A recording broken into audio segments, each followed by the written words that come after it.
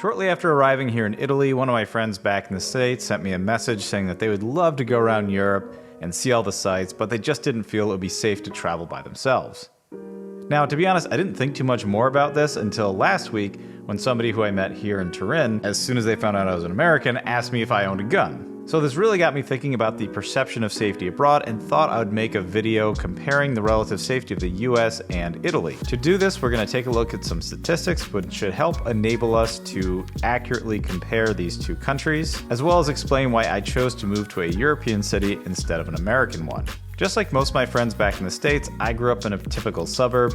It was pretty boring, quiet, but felt relatively safe. The fact that you always needed to drive around in a car to get anywhere just helped further insulate you from the outside world. Now, I did have some friends who lived in cities, and anytime I would visit them, I always felt a bit nervous.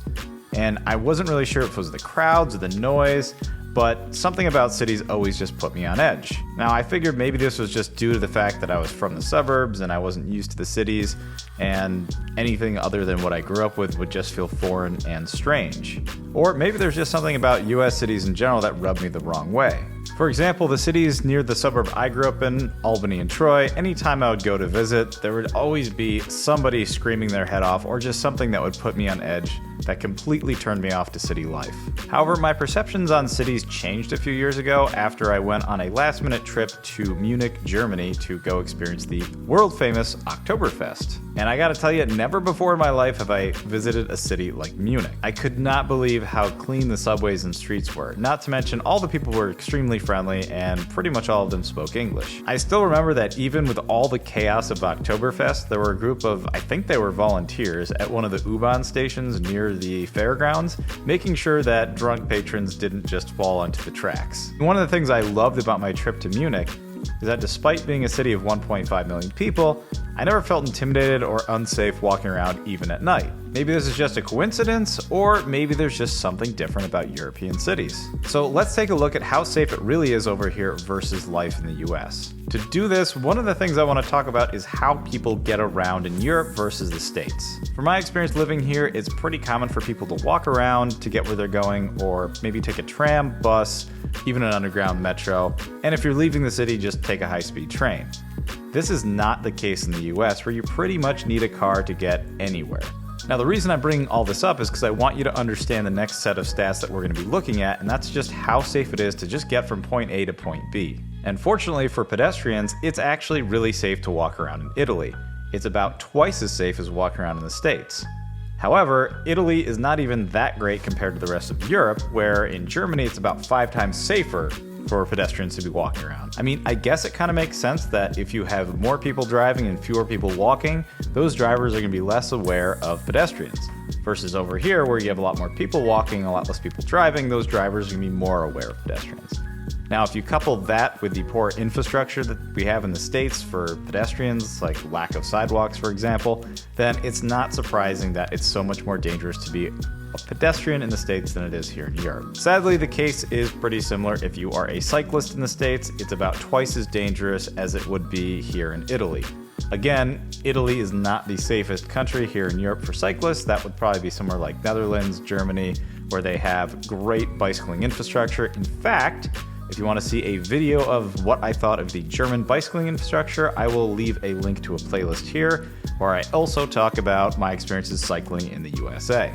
Okay, so what about all these Americans driving around? At least the roads over there should be safer for them, right? I mean, the speed limit here on the Italian autostrada is over 90 miles an hour, and parts of the German Autobahn have no speed limit. I mean, that's not safe, right? Speed kills. Well, or at least that's what I was told during my driver's ed class. Well, unfortunately, I've got some more bad news for Americans because it looks like, yet again, it's about twice as dangerous to drive in the US as it is in Italy.